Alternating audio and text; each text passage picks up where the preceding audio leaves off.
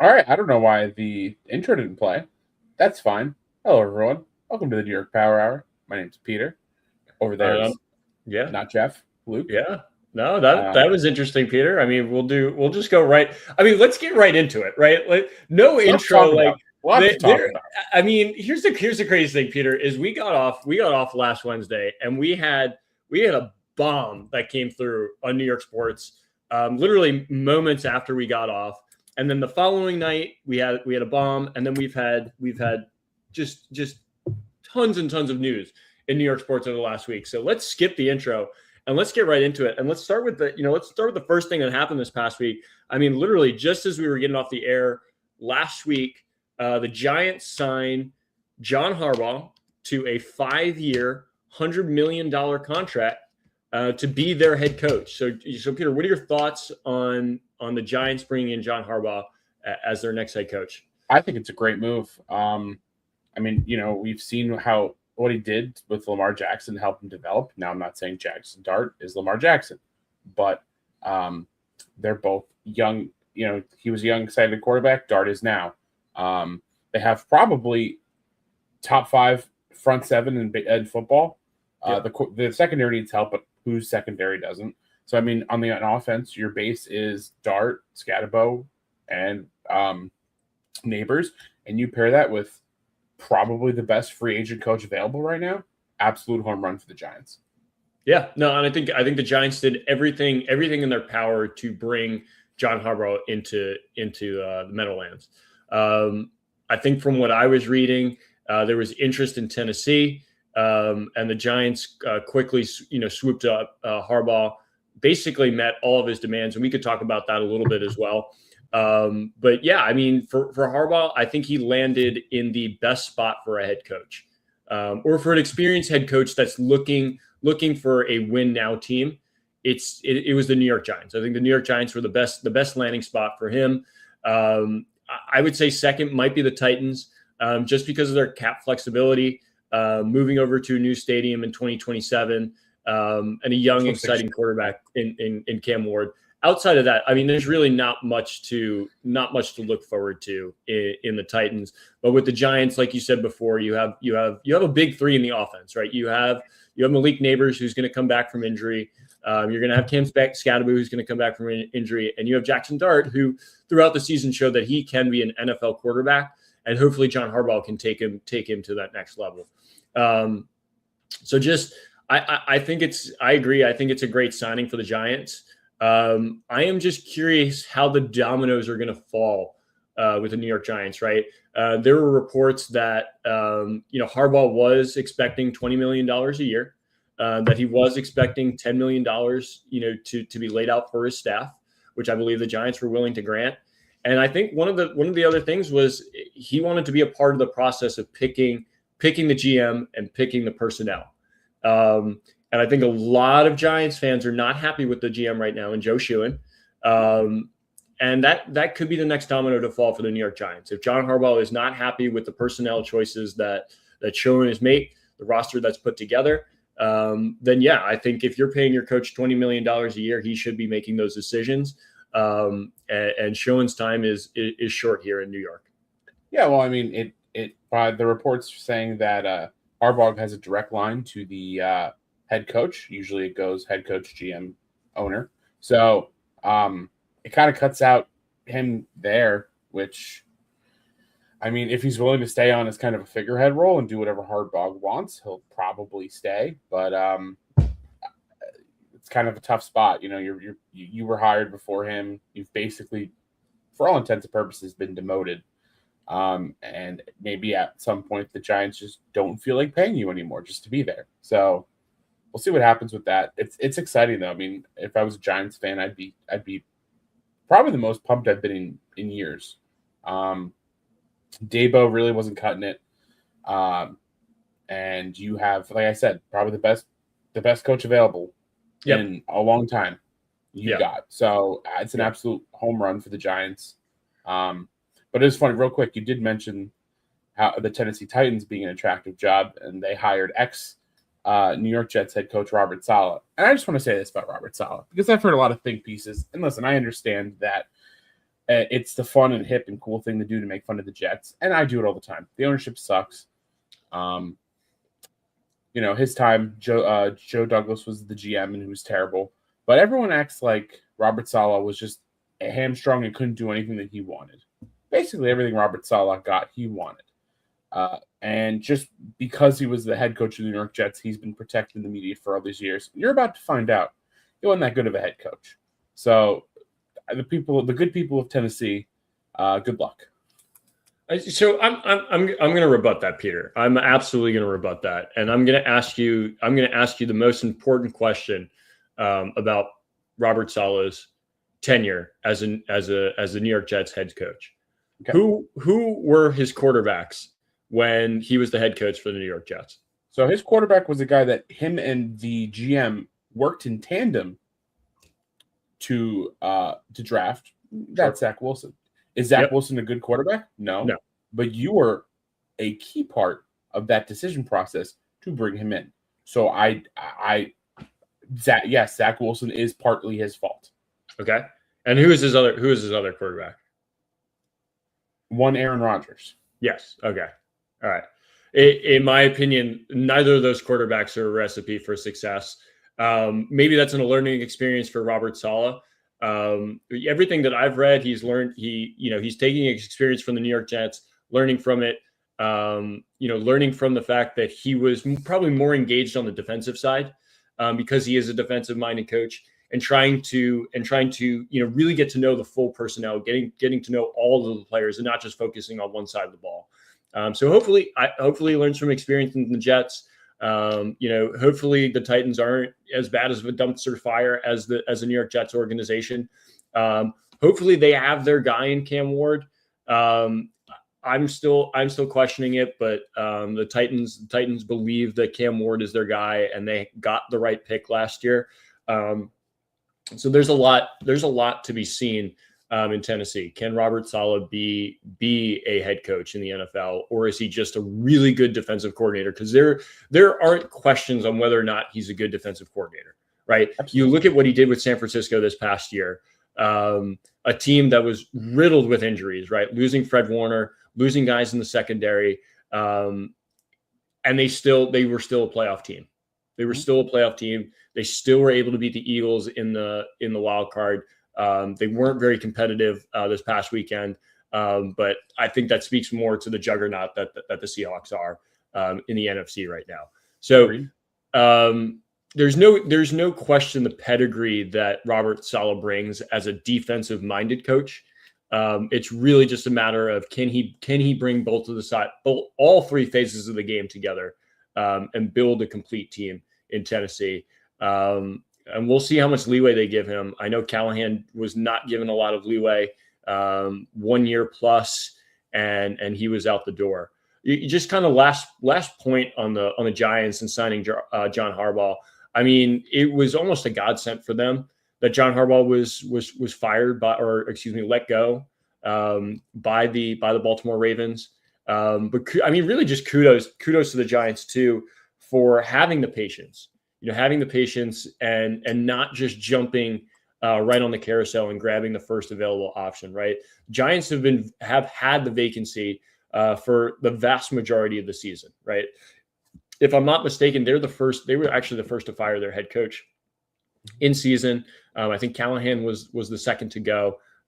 So I really like that the Maras and the Tishes were willing to sit back, wait for the cards to play out, and they got paid for that. I mean, they paid Harbaugh for that, but they really benefited from being patient on the carousel.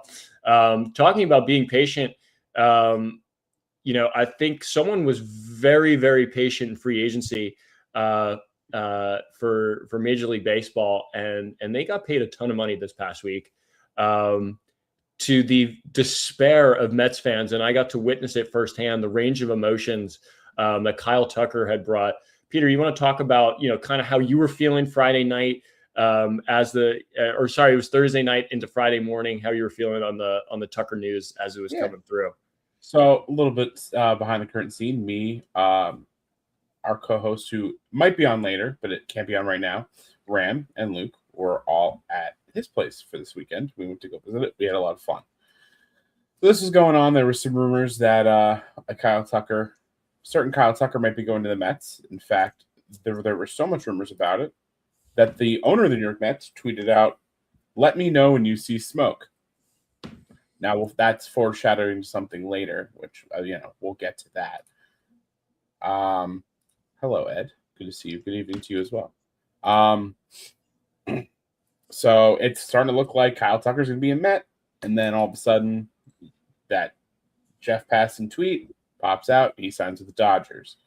It comes out the Mets offered him more money. He just has no balls. I mean, he wanted to go to a team that probably had a better chance in World Series. My instant reaction to that was I was mad at Kyle Tucker more than I was mad at the Mets. I mean, when you offer a player more money and he goes to a different team, what can you do at that point?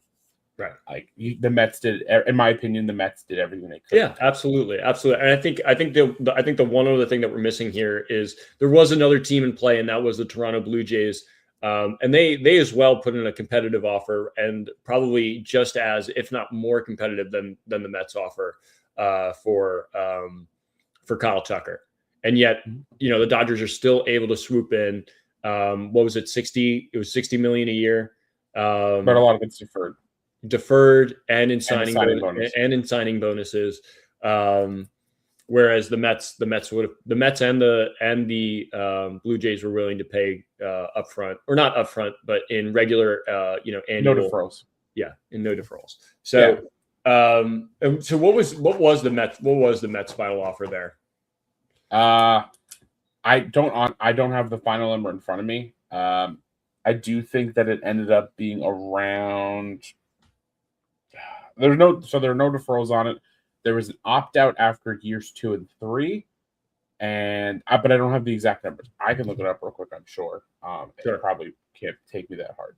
Sure. But, so Dodgers come in with $60 million, and Tucker had his press conference today saying that he really liked the Dodgers for their pedigree, which really just amounts to, I want to go win a World Series with the Dodgers. And I think Peter, I have the numbers. Go ahead.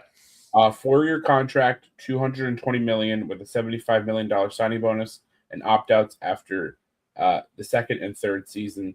However, there was no deferrals, so he was getting all that money up front. Yeah. I mean, it's a crazy amount of money that's being passed around here. Frankly, for a player, and again, like I think we talk about pedigree of baseball players, right? Shohei Ohtani, Aaron Judge, Juan Soto, right? Those guys are on the peak of the mountain, and they live separate from everyone else, right? Mm-hmm. They're putting up video game type numbers, right? And not to take anything away from Kyle Tucker, but Kyle Tucker is not in the same stratosphere as Aaron Judge. He is not in the same stratosphere as Shohei Ohtani, and he is not in the same stratosphere as Juan Soto. And yet he is being paid that amount, right? By the Los Angeles Dodgers.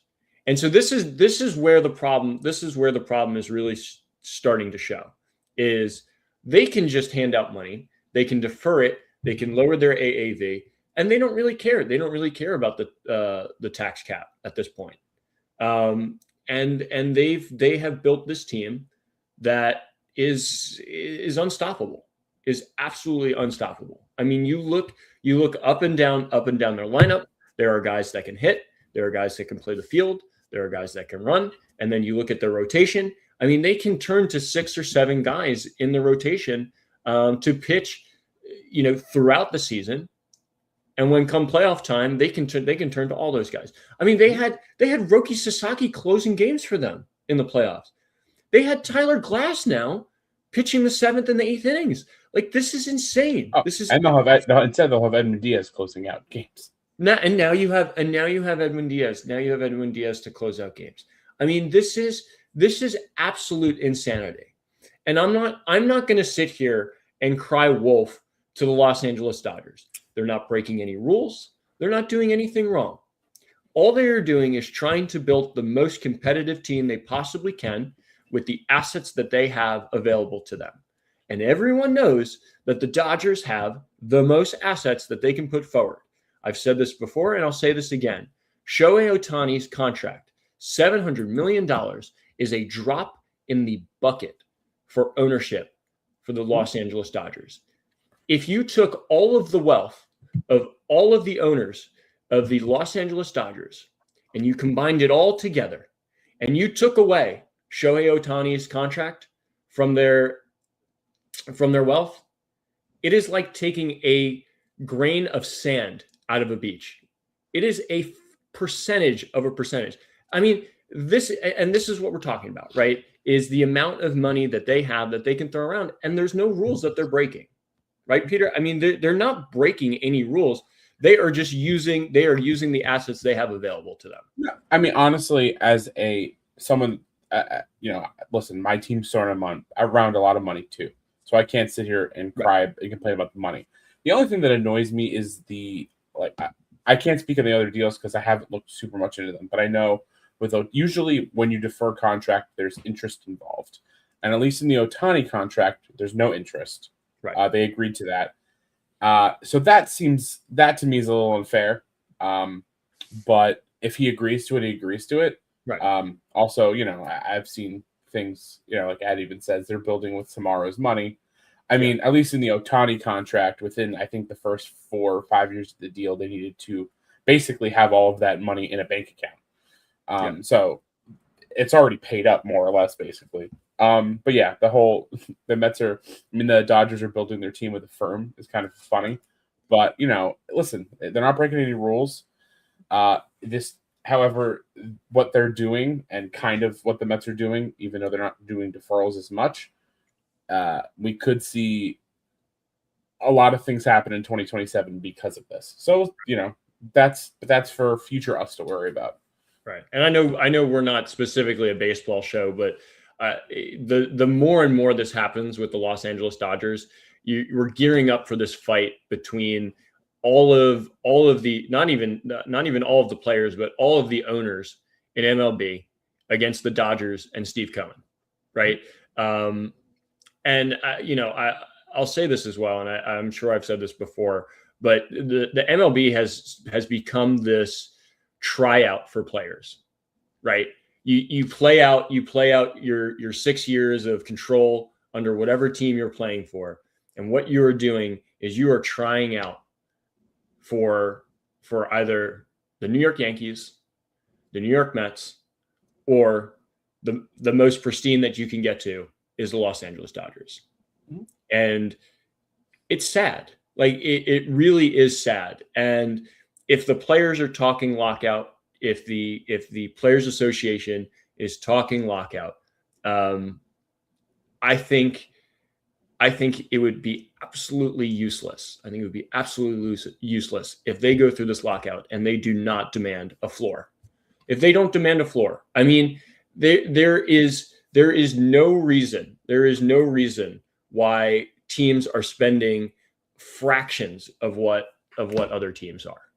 I mean, what was it? It was like if you took 14 teams' payrolls, it would then equate to the Dodgers payroll.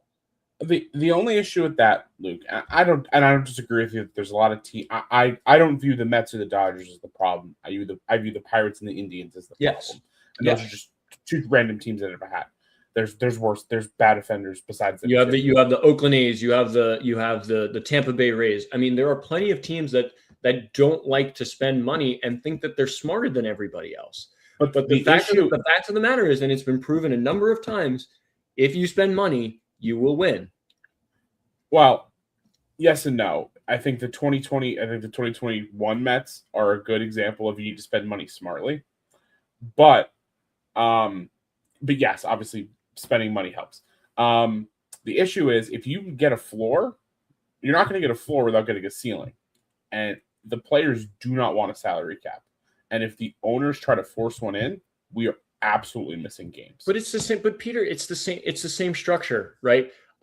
As a team that doesn't want to spend a lot of money, I don't care. I don't care if Steve Cohen and the Dodgers they want to go past that tax threshold. I don't really care if they do that, right?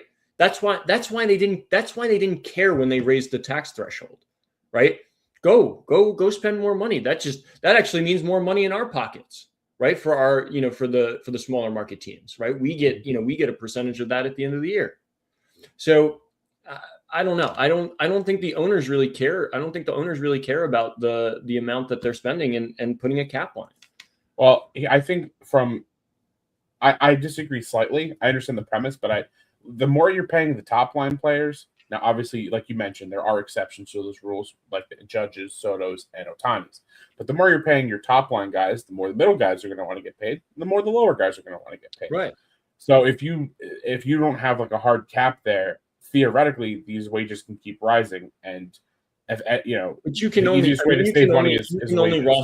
roster so many people, right? Like you can only roster so many people before you start pulling playing time from other people. The example I was talking about last night was someone like Tarek Skubal, right? Hands down best pitcher in the MLB right now, and yet he's being talked about as a trade chip for the Detroit Tigers because they don't want to give him a long-term contract because they're trying to cut costs. I mean, that's absolutely insane to me. It's absolutely insane to me. I mean, any other sport that you play in, if you go through your years of team control and you dominate the way that Skubal has, I mean, they'd be salivating to try and get him a long-term deal in any kind of fashion. And yet the Tigers have no desire to do that because there's no floor, right? If I'm the Tigers and I have a floor, absolutely, I want Tarek Skubal to take up my floor. I would love for him to take up my floor. I would love to him to take up my floor for the next 7 years. But that's just not the reality right now. I would much rather move those pieces to, again, a market that's willing to spend that money and just hand over the talent. It's a fallacy. It really is. Ed, to your point and to your comment here, I think I want to examine the balance sheet of the top and bottom teams before saying a floor or a ceiling makes much sense for the league. I haven't seen the chart in a while, but at the end of every year, somebody makes a chart of the team's profits for the year and then how much they spent on payroll. So I mean, the numbers are out there. It's been a while since I've seen it because it's the season ended in October and it's January now, so I haven't seen that. I haven't seen those numbers in a while. But Luke, you mentioned this point briefly, and I think it's probably the biggest problem in baseball is you have these players on minor league contracts for years, and they're making nothing, right? Compared to your average, obviously compared to me and you, they're doing great. But you compare some of them. Actually, that's not entirely true. Some of them really don't make shit. But if these guys are getting paid nothing, and then, of course they're going to want to get paid ridiculous max amounts. It's like, if you're going to add a salary cap, which I'm against, and I don't think it's a good idea, you need the floor, but some of that they need to include the minor leaguers in that too. Yeah. Because if you take care of the minor leaguers, when they're contracted, they're bleeding in the majors. At least they're making decent money. Like especially the guys in the lower minors, like they have to live with like random people during the season, or like they all get an apartment and share it with like 10. Now some teams, like the Mets, are flooding money into their farm systems because, like Steve Cohen has even said, baseball players are the best investment you can make. But that's a very new thing. Like it used to not be like that. So it's a weird topic. I mean, the pay disparity in baseball is very large. But like, you're right. This money is a drop in the bucket for the ownership. Yeah. Like the Pirates, I specifically mentioned them. Bob Nutting's worth over $1 billion, like Steve Cohen is. Pittsburgh, while it's not a major market, we have seen teams have success there. There's a reason it's called Titletown and the Pittsburgh and the Pittsburgh Pirates. Right. Like you can build winners there, and people will come to games. Absolutely. You talked a lot about Steve Cohen spending money, and even though he missed out on Tucker he was still able to spend money this past weekend. Oh, he sure was. In an interesting deal, and we can talk more about it. But the New York Mets signed Bo Bichette over the weekend to a multi-year deal. I think I want to say it was 45 million a year. It is $40 million a year. 40 million a year over 3 years. Opt-outs or no opt-outs? Opt-outs after both years. Opt-outs after both years. And I believe we said that the Mets can pay $5 million extra on any of those years in order to buy out the opt-out. Correct? Correct. Yeah. So interesting shift from Kyle Tucker, who, we talked about last week. I thought Kyle Tucker was a good fit for the team. Kind of gives them a little bit more balance in the outfield where they're really missing depth, right? It's really just Juan Soto and then question mark in left field and center field. After moving the pieces that you had, right? You moved Jeff McNeil, you moved Brandon Nimmo, and it felt like Kyle Tucker was going to really show the blueprint that David Stearns had this offseason. The Tucker deal falls apart, and now you bring in Bo Bichette. And to me, it's just, it didn't make sense, right? It didn't make sense at the time. It very much felt like Steve Cohen was upset about not getting Kyle Tucker and just wanted to go and get the best name off the board. And that best name off the board was Bo Bichette in his mind. I don't disagree with you on that, especially since Steve does have a track record of these things. A couple years ago, Steve Matz spurned the Mets on a deal, and he got furious. And then that started the sign. What I mentioned about how spending money doesn't always equate to winning. When we got Scherzer and Verlander, and the team was terrible. But yes, I mean, I didn't hate the move. I was confused because how many second basemen can you sign? Yeah. It did feel like a little bit of a tilt. I don't want to spoil too much. Obviously, everyone knows what happened, but if we're going in chronological order, there was a plan. But at the time, yes, it was confusing, but still good. I mean, listen, it was pretty much announced right away he was going to play third base. He's not a very good shortstop, but maybe a not very good shortstop is an okay third baseman. So we'll see how that goes. But I mean, listen, the biggest problem with the Mets last year, honestly, was besides pitching, was they had no clutch gene. They didn't win a game last year after when being down in the 8th and 9th inning. This guy hit 333 with runners in scoring position last year, and absolutely ran roughshod on the Dodgers during the World Series on one leg. So this is the kind of player you want on your team. Like, yeah, it might be a weird fit, but that's a bat you want in the lineup. No, for sure. Yeah. And I think we talked about it a lot during the season last year with the Mets.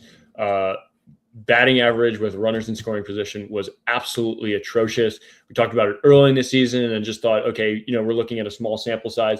But as the year went on and on, it got worse, right? You get rid of Pete Alonso, who is probably your best hitter with runners in scoring position, and you fill that gap with Bo Bichette. So in that respect, yes, Bo Bichette makes total sense. Still young, still malleable, quick, maybe not the best defender, but can still work out at third base or second base. And he's got some pop in the bat. He still has some pop in the bat. He hits for contact. So the pedigree, I'm not questioning the pedigree of the player. What I'm questioning is, what is the defensive alignment as you add Bo Bichette in, right? You've already brought in Marcus Semien by giving up one of your center fielders, right? You bring in Jorge Polanco. Now you have 2 second basemen. You already have Brett Beatty. You already have Ronnie Mauricio. You already have Luis Angel Acuna. And by the way, you also have an all-star shortstop in Francisco Lindor. Oh, so yeah. You've built up this infield and still have not addressed your outfield, right? And to me, the blueprint just I could not see the blueprint at that point. And I was upset for you too, Peter. I was very upset. I was very upset for you too, Peter, because to me, it became very clear that they didn't want Brett Beatty to play third base anymore. And I mean, that's just messed up. That's messed up. Listen, this is what I will say.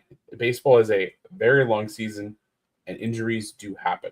Yep. So having this amount of infielders isn't necessarily the worst idea. As far as Beatty goes, listen, it's still a long off season, so we can see what happens. But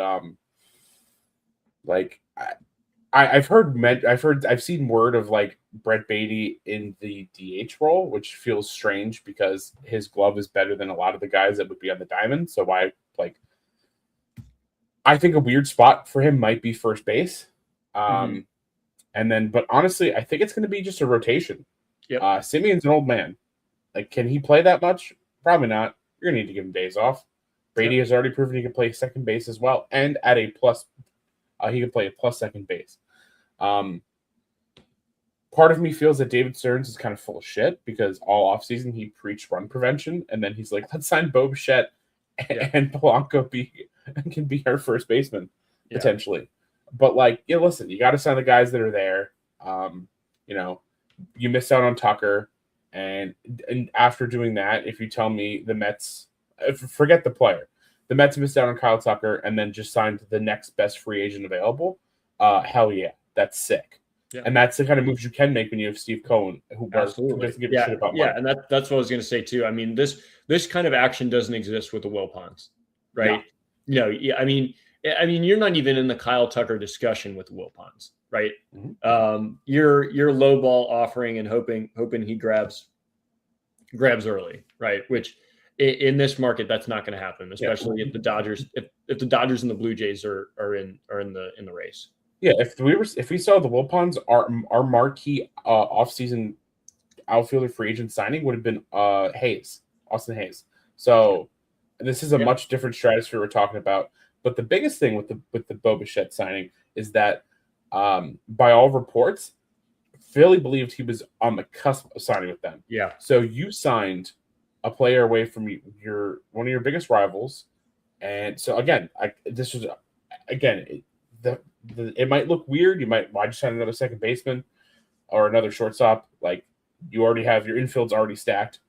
You signed the best player available in free agency, and you stole him from your biggest rival. Yeah, that's sick. Yeah, I can agree with that too. I mean, you blocked the Phillies from getting Bo Bichette. He was probably going to move either to play third base over Alec Boehm.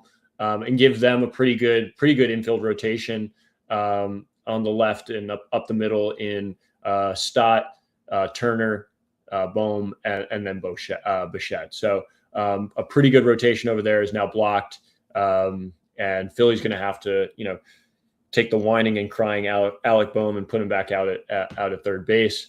My final take on the Bo Bichette, I just worry that it was a very emotional signing, driven by Cohen. And a lot of times when you do these quick, hasty decisions, they can come back and bite you in the ass. But hopefully it works out. And I will, Peter, because I'm a good Yankees fan, I will give you one last positive spin on this Mets signing. According to Fangraphs, do you know who is number one in clutch last season? Was it one Bo Bichette? It was not. It was not. It was another signing by the Mets. It was Jorge Polanco of the Seattle Mariners. Wow. Look at that surprised me. And number three was Bo Bichette. So you bring in bring in two clutch players, and to kind of help your point earlier on. The Mets need a little bit more clutch at the bat. And so I don't think it hurts to bring in the two guys who are in the top three in clutch. Now, in my opinion, I think the guy who is found eighth best, according to Fangraphs, was the most clutch player in the MLB, and that's Trent Grisham. But that's a different story. Ashton here, so we don't have to talk about it. Yeah, that's fine. But yes, Trent Grisham was eighth. Freddie Freeman was actually second, which is no surprise. I meant a terrorist. Yeah. Speaking of terrorists, we did have some other news over the weekend. I did break Monday morning, and it's a New York team that we typically don't talk about. I've actually signed them off as a New York team, but they are a New York team, and that is news out of the Buffalo Bills. And Peter laughs. The Buffalo Bills have fired Sean McDermott on Monday after their AFC semifinals loss to the Denver Broncos. I mean, we watched the game together. I thought that was the best game of the weekend. I thought by far the best game of the weekend, unless we're not talking about Indiana, Miami. I thought the Denver Broncos and the Buffalo Bills, I thought that was the best game this past weekend. Peter, what are your thoughts? Honestly, but I don't have too much thoughts on the firing. I mean, it probably should have been the GM over the coach. Everyone talked about how that team really didn't improve much, yet they still made the playoffs. And, the Bills had a good season for everything considered. The thing that concerns me the most is they had a press conference and they were asked about Keon Coleman, who had a very disappointing year. And the owner of the Bills absolutely jumped over himself to say the coach wanted that. That was a coach decision, not a GM decision. That man still plays for the Buffalo Bills, Luke. I saw that today too. It's a tough look for the owner of the Buffalo Bills, and especially on a rookie too, like a rookie wide receiver still trying to get his footing in the league. Showed some flashes in certain points of the year. It'll be interesting for the Buffalo Bills. There are a couple of names that I've heard thrown around in Buffalo. One being Joe Brady, being upgraded from offensive coordinator to head coach. Another, I believe, is Davis Webb, who's the quarterback coach in Denver, who actually backed up Josh Allen. And then the last and probably the most interesting is Brian Daboll, who was just fired by the New York Giants this past season, the former offensive coordinator for the Buffalo Bills. So it seems like a lot of the names that are being thrown around are names that Josh Allen is comfortable with. And I am 100% sure that Josh Allen is going to be a part of that decision on who the Buffalo Bills are going to pick as their next head coach. There have actually been some big names that have come off the board so far. Mike McDaniels went to the Chargers as the offensive coordinator. We mentioned Robert Saleh earlier. Cliff Kingsbury is still out there. I don't know about Mike Tomlin. I would like to believe that Mike Tomlin is going to step away from coaching for a little bit, but he is an option as well. I heard some talk that he might step in his defensive coordinator role, possibly, which is shocking. But yeah, but again, he's been coaching for head coach for almost 2 decades at this point, right? Managed a team of Ben Roethlisberger to a slew of just bad quarterbacks all the way to Aaron Rodgers, right? Maybe he just needs some time to rest, and I think he is well deserved of some time away. So it'll be interesting. It'll be interesting to see who the Bills go after. I am not a huge fan of the firing of Sean McDermott. I felt that this was very scapegoat of the Buffalo Bills organization. It seemed very similar. I want to say it's similar to the John Harbaugh firing. I think the Harbaugh firing makes a little bit more sense than Sean McDermott. I think John Harbaugh was given everything at his disposal this past season to be successful. I think Lamar Jackson being hurt didn't help, but that was a team that consistently couldn't get out of the first round. Whereas the Bills, who, again, like you said before, had shown no improvement in the offseason, struggled defensively.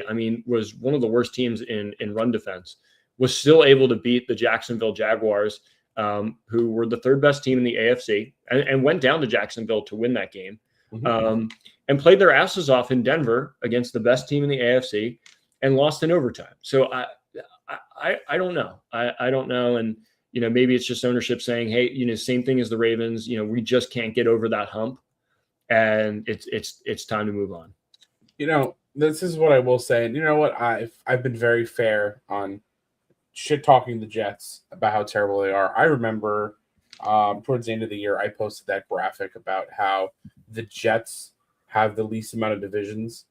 The division wins in their division, and the Colts, who haven't been in that division in over 10 years, have more division wins than them. Well, good sirs, did you know that the Buffalo Bills are 5th place in their own division for Super Bowl victories? Because when the Colts won Super Bowl 4, they were a member of the AFC East. So they are 5th place in Super Bowls in that division. So suck it, Buffalo. I didn't leave this weekend. I didn't leave this year's playoffs with nothing. Let's go Jets, baby. Jets all the way. Yeah. No, yeah. I mean, the Jets definitely have them in Super Bowl wins, but I would say that the Bills have been a much more successful organization over the last decade. More successful. Maybe, but they don't got a ring for it. So they do not. They absolutely do not. Again, also Mark Sanchez and Josh Allen have the same amount of AFC conference appearances. So yeah, suck it, Josh. Yeah. Well, Josh is still quarterbacking the Buffalo Bills while Mark Sanchez is facing impending charges for getting into a fight with an Uber driver. Allegedly, and I apologize. I forget to say allegedly every time.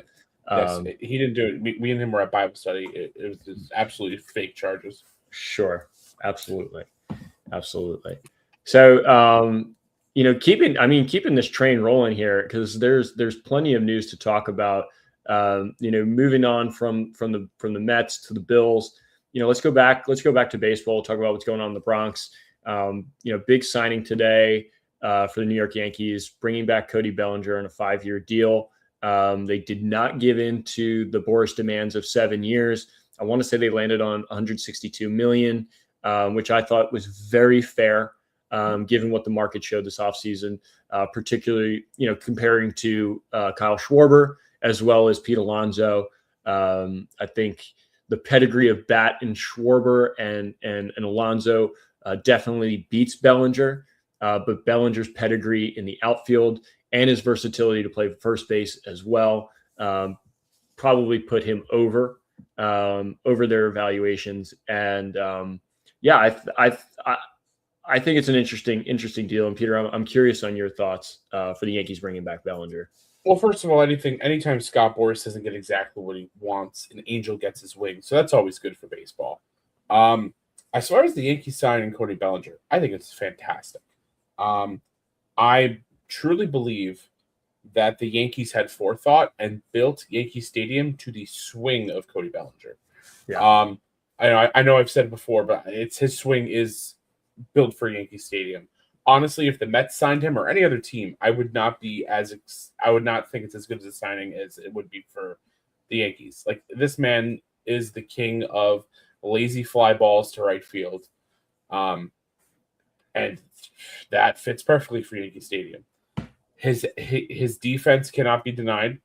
His versatility on defense cannot be denied. This man can play all over the outfield and first base. While the Yankees do have who I believe is a very good first baseman. And I know Luke agrees with that. Yeah. They've shown a little bit of inconsistency at the catcher position, and that dear gentleman can play catcher as well. So if he plays catcher, you move Bellinger to first. It also helps the fact that Dominguez cannot play a defensive position. So you sign another outfielder. Theoretically, you could have Trent Grisham center field, Bellinger left, Judge right. If everything's working in synchronicity there in the Bronx. So I loved the signing. Luke, how did you feel about it? Yeah, I think I have two thoughts on it, and just kind of back up your Yankee Stadium point. 100% of Cody Bellinger's home runs last year were to right field. So again, if you want to boost your numbers, if you really want to put up great career numbers, then absolutely Cody Bellinger. New York, the Bronx was the place to stay. And I'm glad to have him back. You look at the way the roster is built. As you'd mentioned before, you now have your 4 outfield rotation, right? You have Judge in right, Bellinger in center, or Bellinger can play left, Grisham can play center. and then you can rotate Jason Dominguez in.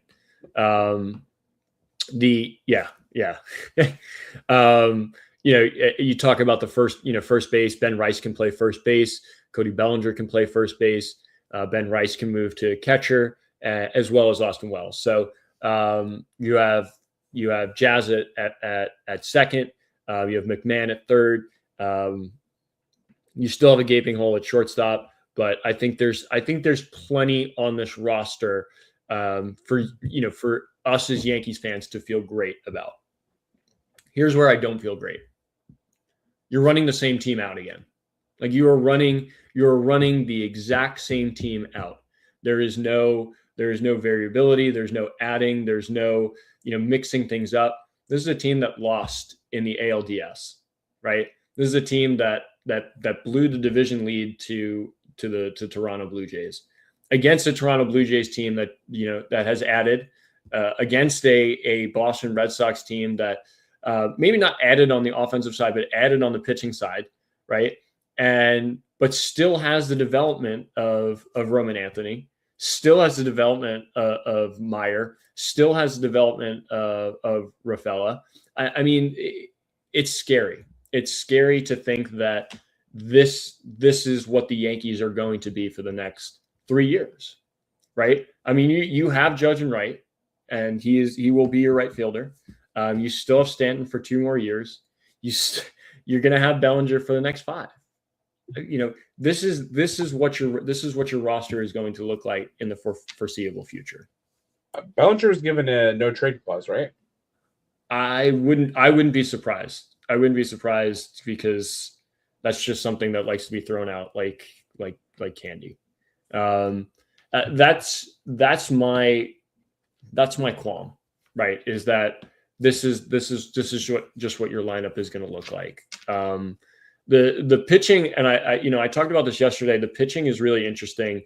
I've said some really great things about the Yankees pitching, and I put a lot more thought into it. And the more I think about it, it is just mirroring what the Dodgers did this past season, right?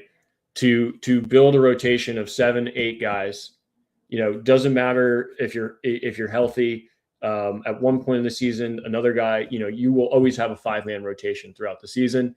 And then hopefully the stars can align and you can have a healthy enough rotation coming into the playoffs. And that's how the Dodgers were able to roll into the World Series. But there are 2 other teams that recognize that, right? There are 2 other teams that recognize it. The Boston Red Sox and the Toronto Blue Jays, right? They're 2 teams that have also added pitching, right? Rainier Suarez. It's not Ranger Suarez. It's Rainier Suarez. And Sonny Gray both go to Boston and add on a rotation that already had Garrett Crochet, who finished second in AL Cy Young, and Brian Bello, who's got that dog in him, right? So a very good rotation that also has Connolly early and Tolley, right? Mm-hmm. And then you also have the Toronto Blue Jays, who added the gentleman from the KBO. I'm blanking on his name right now, but most importantly, they added Dylan Cease to anchor the rotation at the top, right? So additions to the rotations in the AL East, and it's crazy. It's crazy that it's all being concentrated in the AL East. Like no one else is. I think the only other team that has done this, and this is not through signings, this is through development, is the Seattle Mariners, right? So it is going to be a wild race in the AL East, and it's going to be a war of attrition, right? Yeah. Who can stay healthiest the longest? And I don't like the team that's the oldest to have the best chances to do that. Listen, that's a very fair concern. I mean, you do have Garrett Cole coming back yet, which I feel like is very important of note. Yeah. Can he be the same player after his Tommy John? We'll see. Honestly, with the way that surgery's developed, I'm not as worried as I was a couple of years ago. No. Also, you have Cam Schittler, who really bursted out in the scene there in New York in the playoffs, really made a name for himself. so I'm as a Yankees fan, I would be super excited to see what you have of him. Like, yes, you have some holes. Probably the biggest hole in being in shortstop. But if that pitching holds up, which I think it can and probably will, Yeah. I mean, that's going to be a dogfight. No, it absolutely is. But again, you look at the offense and you look who's available out there, right? Again, you have Bellinger who's on the wrong side of 30. You have Judge who's on the wrong side of 30. You have Stanton who really can't even play the field at this point, right? You have Volpe who's coming. You have Volpe who's coming back from injury. You have Jazz Chisholm who I think in every single season he's played, he's been on the IL, right? Again, if it's going to be this close, it's going to be injuries that are going to decide who's winning the AL East. And I don't like our chances with the aged roster that we have, and I don't like our chances in future years as well. Hey, that's a fair concern. I will say it's weird because you even mentioned it before how like the Dodgers are kind of the class act of baseball, and then the Mets and the Yankees are kind of underneath that. Listen, I've been a baseball fan for a long time. I remember the days where the class of baseball was New York, and the Dodgers and the Mets didn't even come close to that. The Mets even farther than the Dodgers.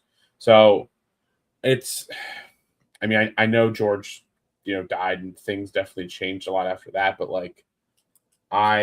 it's weird to me that the Yankees aren't the top dog anymore. And it seems like they don't care that they're not the top dog. Yeah.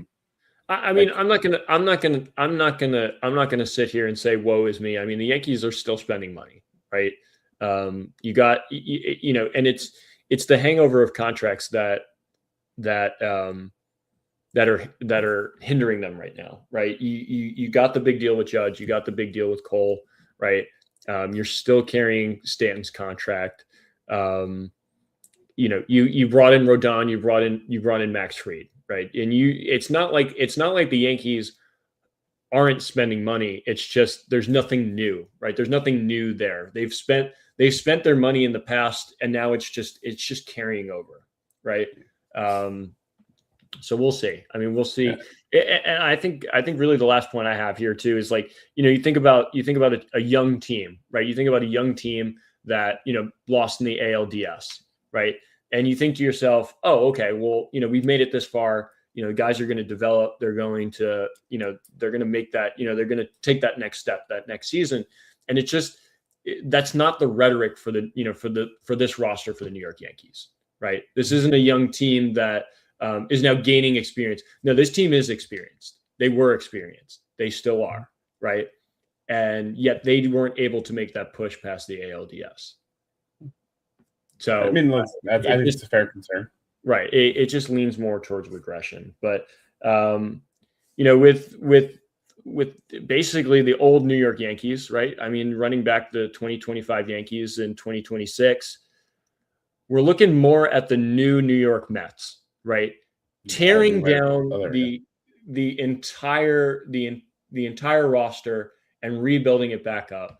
And I've made mention to this a number of times during the show, the blueprint for David Stearns. And today this blueprint really started to take shape as they traded for Luis Robert. So I'm curious what your thoughts are on the Lou Bob trade and bringing in a center fielder for the New York Mets. I absolutely love it. I love it for several reasons. I love it for the fact that all you gave up was Acuna, who has no minor league options left, and Pauly, who, while there are some interesting specs on him, he has a wonderful fastball shape, but that's super nerdy. We don't need to get into that right now. So you traded basically you traded a guy who's good defensively. He has shown a lot of pop in the Venezuelan Winter League, but last season showed none. Yep. For a guy playing center field at a position that all across baseball is kind of weak right now, it is very hard to find a good center fielder that you trust both defensively and offensively. So there are a lot of question marks with Luis Roberts. Your ceiling is an all-star player.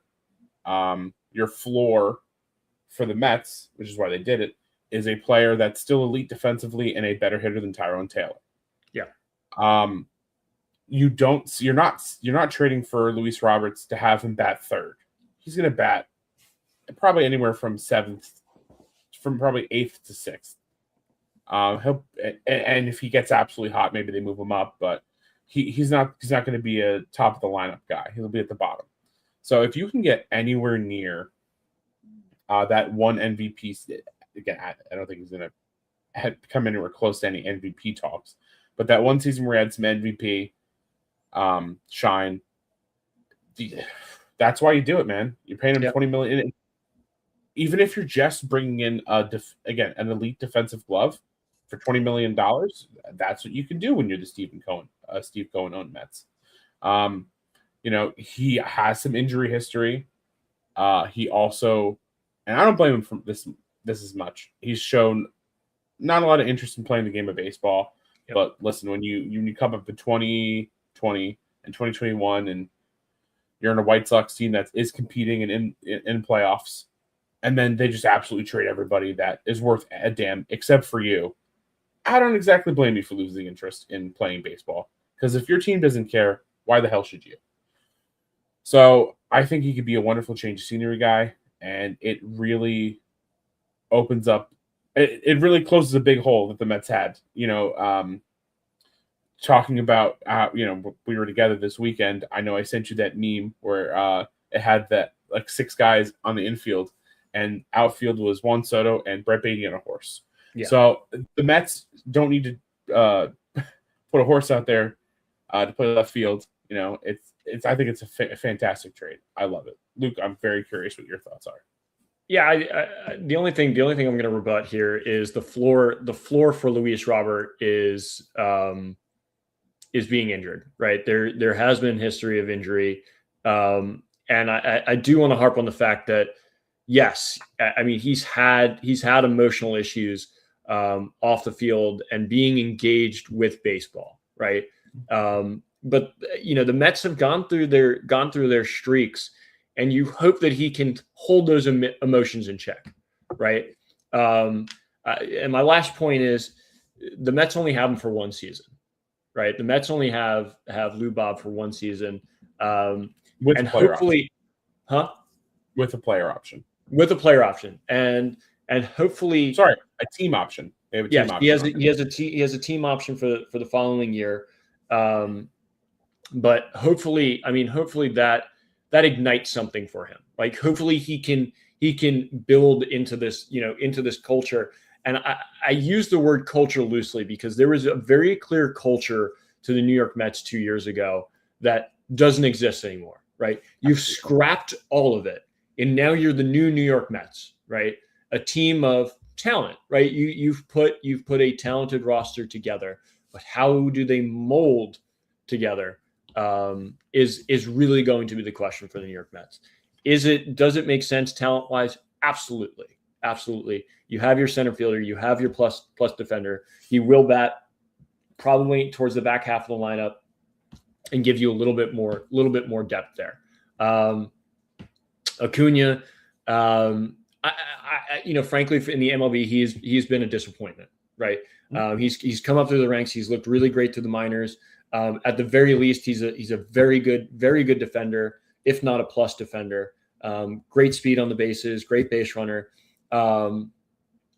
but just has not shown the pop that he has shown in the minors, but did show it in the Venezuelan League this winter. So maybe it's a change of scenery for him. Maybe having a regular roster spot, maybe having a regular lineup spot helps Acuna out. But yeah, I mean, you give up a guy that was not really necessary on your roster anymore, right? Yeah, was just sort of taking up space. Lindor is not going anywhere. And like we've said, I mean, you have Bichette, you have Bichette now for another 3 years. And you have Beatty as well. So Acuna became redundant, and I guess for Mets fans, you're glad that he played really well in the Venezuelan league, because that obviously increased his stock. And in Paulie, you have a lottery prospect. So it's a good deal. It's a good deal for the Mets. It makes sense on paper. And again, bringing talent to the New York Mets. And that was not the only trade that David Stearns made today. So he was clearly working the phones. He was making phone calls, sending out text messages, working the BlackBerry Messenger, whatever it was, smoke signals. And he was able to acquire Freddie Peralta today. And it was about an hour before we got on the show. There were discussions of Freddie Peralta going to the other side of New York in the Bronx, and the Mets' biggest foe right now, the Los Angeles Dodgers. And so this was a big move for David Stearns to get a front of the line starter, cost effective, right? And I know that's not a big deal for Steve Cohen, but it's like what, $7 to $10 million a year for Peralta this year, and you give up Jet Williams and Brandon Sproat. So Peter, what are your thoughts on the Peralta deal? So the Mets also acquired Tobias Myers in that deal as well. So I absolutely love it. Listen, the Mets needed an ace. Starting pitching was terrible last year towards the stretch, and you had no dog. Freddie Peralta is a fantastic starter. Yes, I was very excited about Brandon Sproat and Jet Williams. And I do think that they are going to be good Major League Baseball players. But when you have a chance to get Freddie Peralta, you don't turn it down. Also, to Tobias Myers, just gives you more depth. He can start. He can be in the bullpen. You can never have enough bullpen arms. I've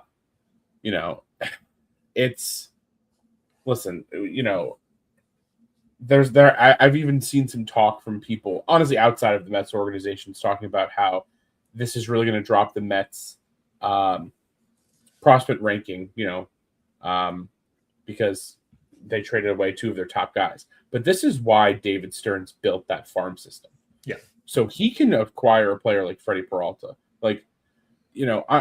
You don't win World Series by having the number one farm system in baseball.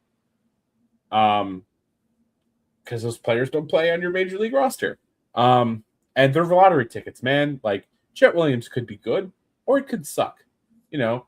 Honestly, it did seem like he was built to be a Brewer. That's just like the type of player that they love. And again, I think there was a time where Brandon Sproat was the number one guy in the Mets farm system. So again, but again, I would do it a million times over. I would absolutely do it a million times over, especially when earlier in the day it was reported that they asked for Jonah Tong.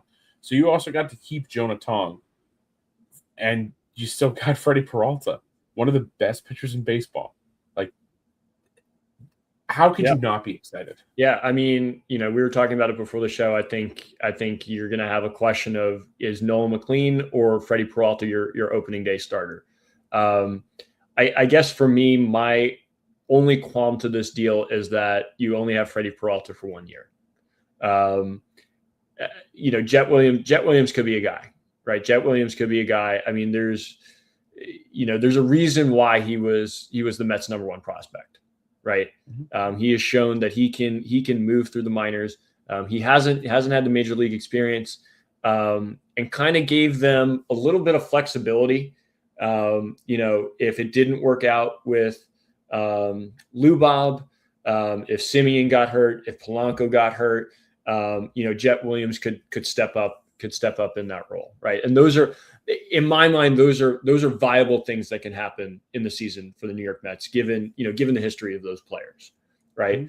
Mm-hmm. Moving Brandon Sproat makes absolute sense, right? You're moving your excess that you have, right? You have so much starting pitching waiting in the ranks, right? Christian Scott, Jonah Tong. I mean, Nolan McLean has already made the move, but you also have Jack Winninger.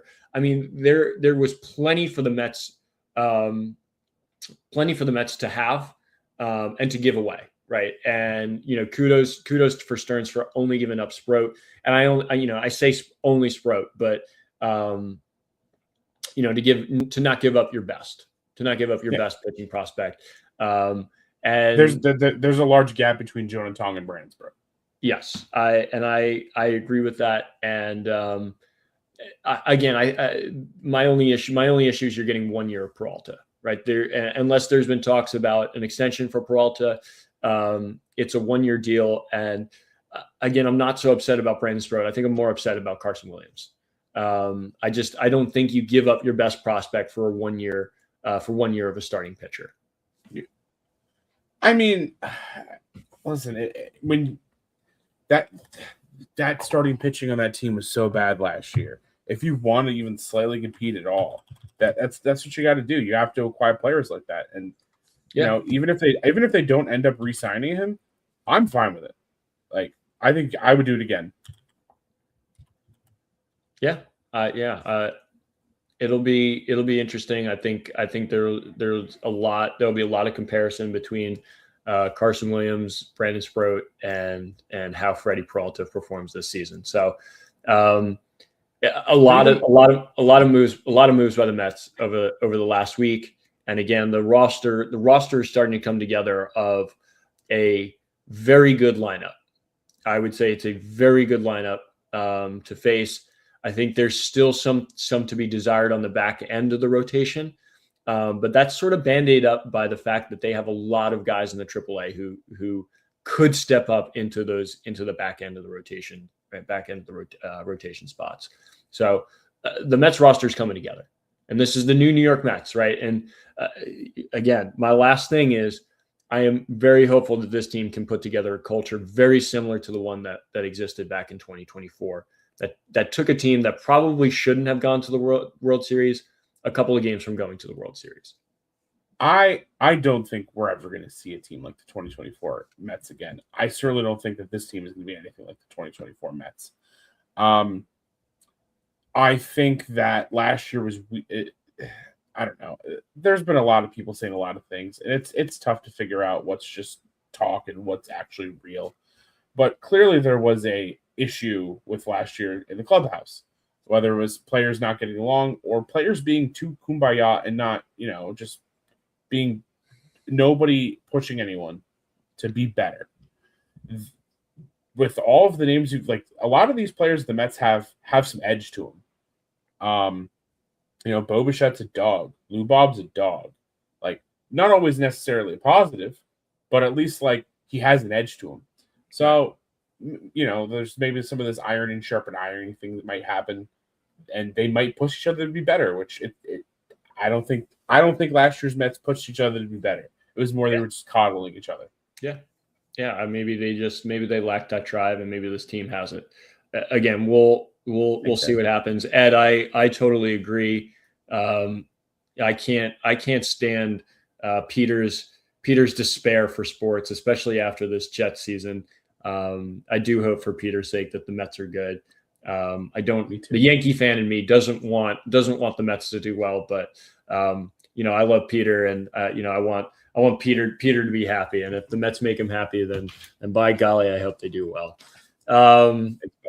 On that note, and we'll kind of close it out here, because I think we covered all of the breaking news over the last week. It's been a lot of fun following it and talking with you, Peter, and everyone else out there on the Discord. Hearing your thoughts on what's going on. Peter, I'll kind of give you a moment to give final thoughts, maybe outside of the breaking news that we've talked about over the last hour. Well, I guess my final thoughts are, number one, like I mentioned before, we spent a weekend with Ryan and Luke, and Luke is a wonderful host, wonderful person. I really enjoy his friendship and spending time with him. But the main part of what I wanted to talk about was I owe somebody an apology. Mr. David Stearns, I am sorry. I didn't see the vision. You traded away Brandon Nimmo, who I loved. You let Pete Alonso walk in free agency, who I loved like a son. And I was upset. I said, best damn sports, BDS, standing for boycott David Stearns. And I didn't mean a word of it, sir. I'm sorry. Look at this team. Look at the vision. I see what you were doing. I didn't see him before. I was blinded. My heart was full of hate, but now it's full of love. So I'm sorry, Mr. Stearns. I'll do better. Yeah, no, that's wonderful. I know you and Ram have been very critical of David Stearns, and I'm glad that this plan is starting to take form for the New York Mets. So really great to see that. It's really great to see the moves that they're making. My final thought, and Peter, you pointed this out to me. It was all over the news for the New York Rangers this past weekend. Chris Drury sent a letter out to the fans telling them basically that there's going to be a retool. And as a New York Rangers fan, we saw this 8 or 9 years ago, a warning to say, hey, some of the faces that that you've come to love and enjoy in Madison Square Garden will no longer be wearing basically no longer wearing a blue shirts jersey. And I think this sort of signals the end for, certainly brings an end to the time for Artemi Panarin as a New York Ranger. He does have a no trade clause, because who in the NHL with a big contract doesn't have a no trade clause? I am sure he will be willing to move that no trade clause so that he can play on a playoff team, because this is not a playoff team. This is a team.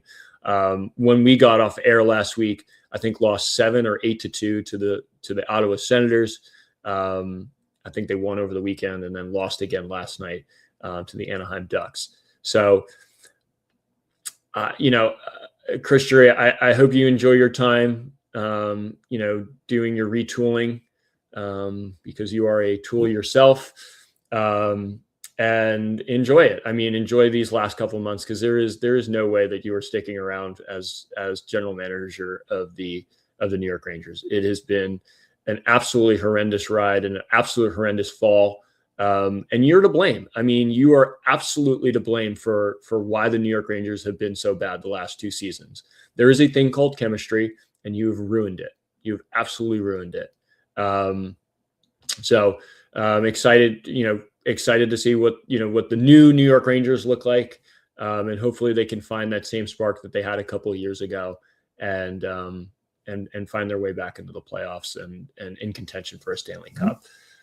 Those are my final thoughts. I'm sorry that they're not very positive, but there's not a lot of positive things going on with the New York Rangers. There's really not a lot positive going on in Madison Square Garden. I know the Knicks have been struggling recently, but I think they were beating the other team in New York tonight before we got on. So, but you know what? Flip side, we did have a lot of good stuff from the Yankees and Mets. Peter, I had a great job. I had a wonderful time having you and Ram in Tennessee this weekend, just like I have a wonderful time every Wednesday talking New York sports with you. And I'm looking forward to doing it again next week. You looking forward to doing it again next week? Absolutely, buddy. Right back. Well, maybe eventually we'll get co-hosts with us. Maybe. Because this isn't supposed to be a 2-person show, but I love doing the 2-person show with you. But I would love to, get Ash and Ram in the show as well. Hopefully we'll get them back next week. If not, Peter and myself will be here to talk about New York sports. Thank you all for watching, and we'll catch you all next week.